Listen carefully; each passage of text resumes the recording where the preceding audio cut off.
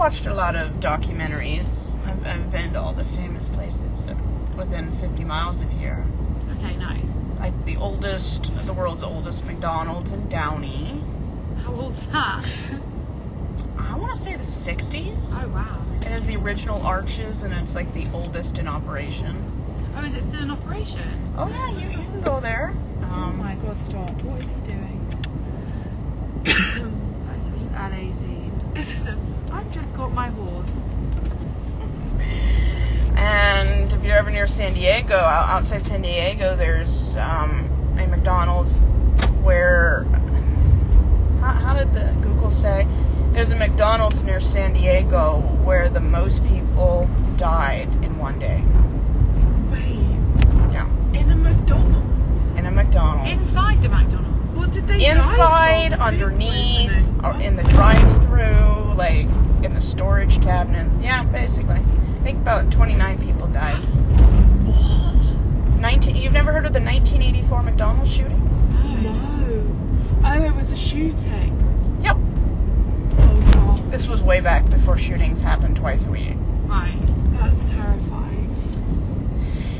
Yeah.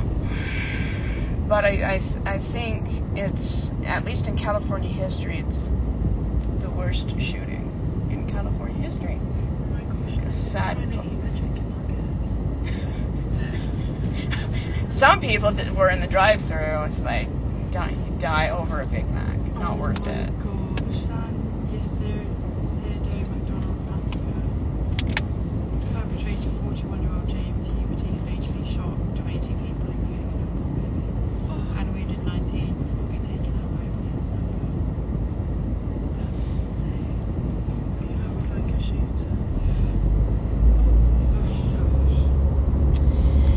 But they tore down the original and then rebuilt it. Okay.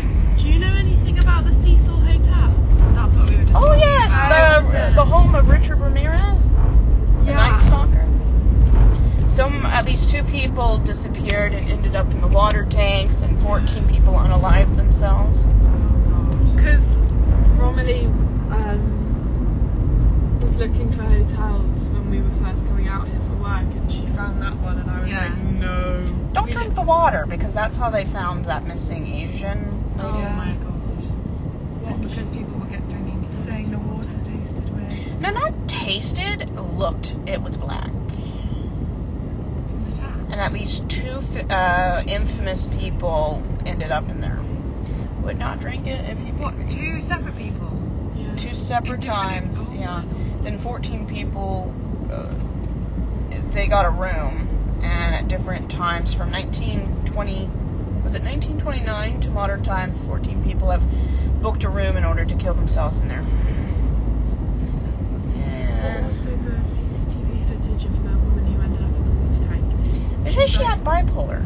Yeah, she's like hanging out, like pressing buttons frantically, like, and no one knows how she ended up in the water tank.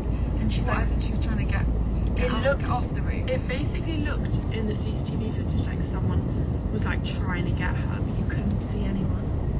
And she was like frantically trying to get away from someone, like pressing the buttons to close the lift. But maybe she was like schizophrenic. Her family says she had bipolar and she hadn't taken her medication, so she was probably having some kind of hallucinatory experience where there wasn't anyone there, but she thought there was. And she got discombobulated. Yeah. And they believe somehow the water tank room, the door was ajar and she got in. Oh my God. How long ago was that? I think it was in the 2010s. Oh, so quite recently then. Yep.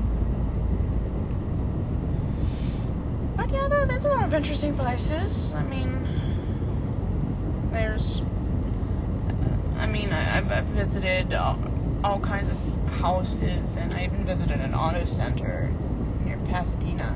I think that was where the 2 Italian cousins who were the Hillside Stranglers got caught. I think a psychic said that it was 2 Italian brothers. It was actually cousins. What, a psychic said that? Yep. I think it happened in the late 60s. Wait, that's crazy. They would pick up hitchhikers and then leave them on a hill.